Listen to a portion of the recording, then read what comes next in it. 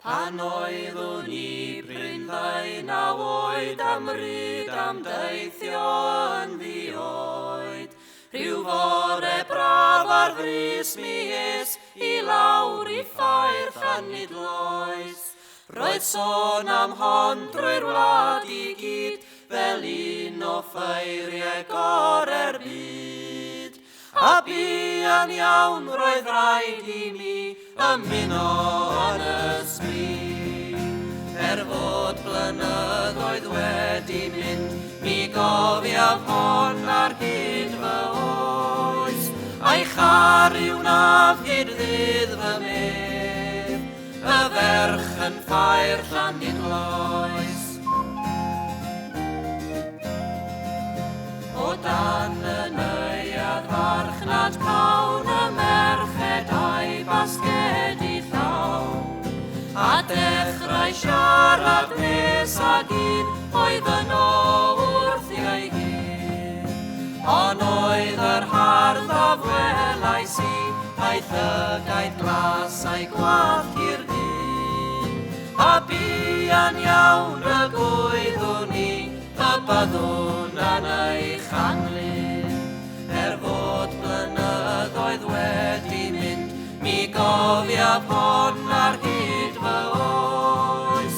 A'i chariw naf hyd ddydd fy medd, y ferch yn ffair Llanidloes. Parhau y ffair am dridiau hir ac yn ei chwmni bues I.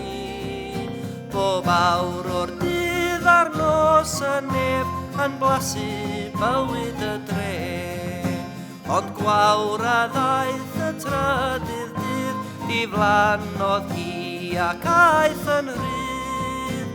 A hyd at heddiw ni welais I bryn ferch mor bert a hi.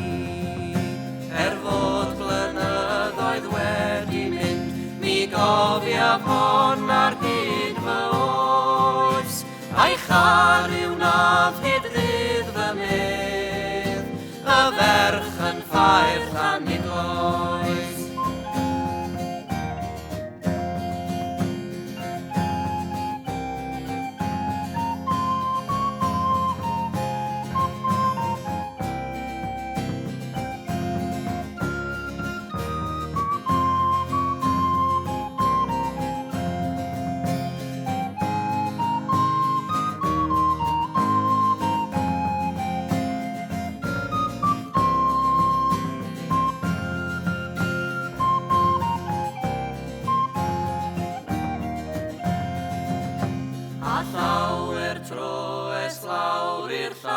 A sefyll yn yr union fan.